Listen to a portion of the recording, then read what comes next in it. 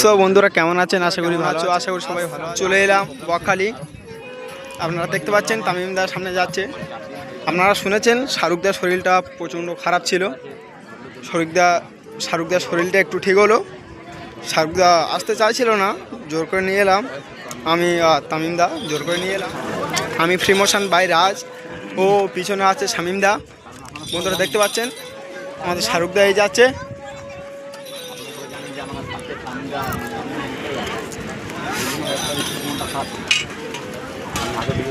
শাহরুখদার শরীরটা অসুস্থ ছিল, তাই খুব মনটা খারাপ করছিল আমাদের। তাই শাহরুখদাকে জোর করে নিয়ে এলাম আজকে নিয়ে এলাম।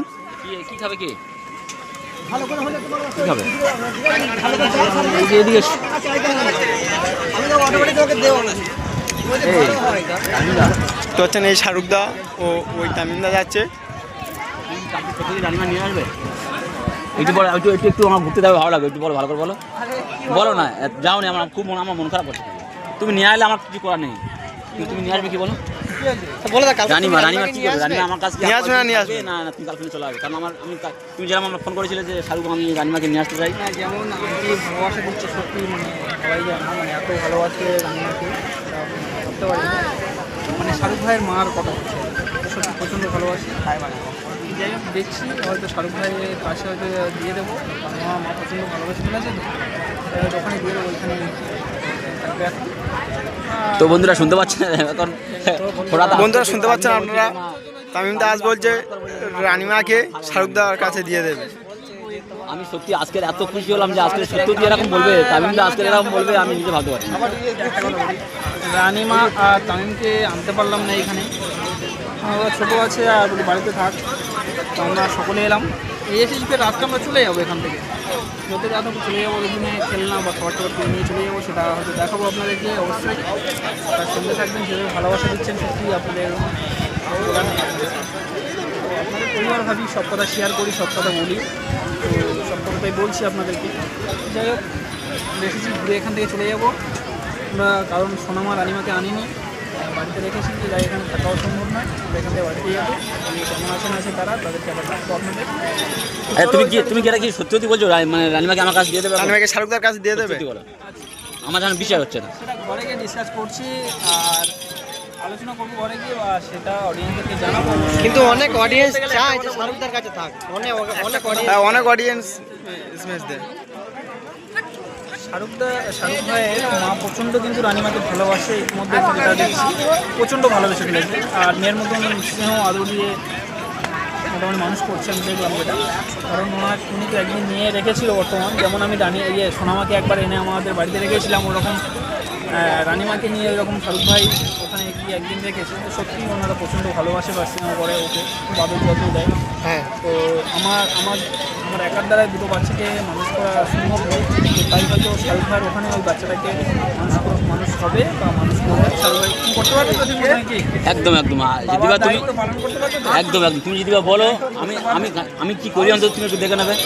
সত্যি কথা বলতে আমার মানে খুব মন খারাপ করছে রানিমার জন্য। তো আমি যেমন কালকে থেকে শুনেছি যে তুমি রানিমাকে নিয়ে চলে আসবে না, তো আমার খুব মন খারাপ করছে। তবে অ্যাকচুয়ালি আমার মন খারাপ করার কোনো দরকার নেই, কারণ তুমি আমার কাছে দিয়েছিলে যে কয়েকদিন তোমার কাছে থাক। আমি কি বলতে পারি যে আমার কাছে একবার মতো নিয়েও, এটা আমি বলতে পারি না।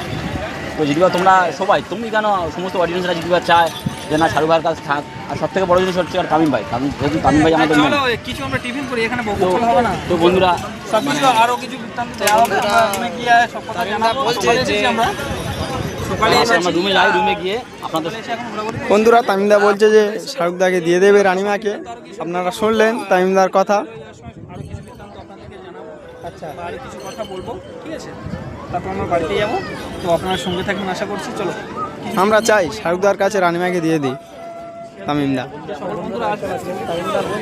ও শাহরুখদা প্রচণ্ড ভালোবেসে ফেলেছে তো রানিমাকে, তাই রানিমাকে দেওয়ার জন্য তামিমদাকে রিকোয়েস্ট করবো। তামিমদা কী করে দেখবো। আর চলে এলাম মাছ খেতে, মাছ নেওয়ার জন্য চলে এলাম বন্ধুরা। দেখতে পাচ্ছেন তামিমদা কি নেবে?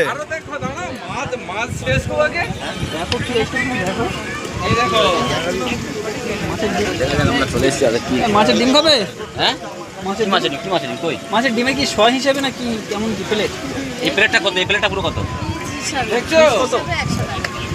মানে এই একটা, এইটা একটা পিস নাকি এটা? এই এক পিস আর পুরো প্লেটটার দাম 400 টাকা। ওটা কি মাছের ডিম ওটা? 700 টাকা পুরো প্লেটের দাম। আচ্ছা কেমন করে ভাজা হবে সেটা বলুন। পিস করে কেটে ছোট ছোট করে বেসন করে আচ্ছা এটা অনেকগুলো পকোড়া হবে। পকোড়া হবে তাই তো?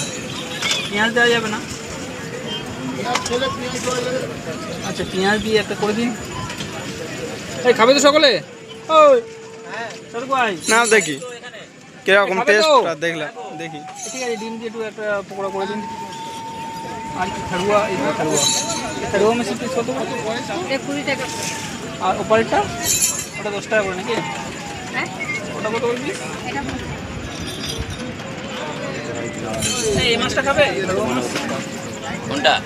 এটা পেঁয়াজ দিয়ে কি একবারে মাখে বড়া করব না এমনি পিস মাখিয়ে, পিস মাখিয়ে, করে মাখিয়ে বড়া হবে। মাখে? হ্যাঁ হ্যাঁ হ্যাঁ। না না, যেটা ভালো হবে সেটা করো না। কোনটা বেস্ট হয় কোনটা? কোনটার টেস্ট বেশি হবে কোনটা? টেস্ট বেশি কোনটা হবে? এটা তো একেবারে ডিমটা ঘাটা হয়ে যাবে। আর যদি পিস পিস করে করি তাহলে ডিমটা ঘাটা হবে না। আরে এই মাছটা, মাসি এই মাছটা, এই মাছটা, এই মাছটা 40 টাকা পিস। 40 টাকা পিস। এই প্লেটটার কিরকম দাম আছে? ওটা 150 টাকা পিস। এ কি করবে এখন? দামিদা কি করবে?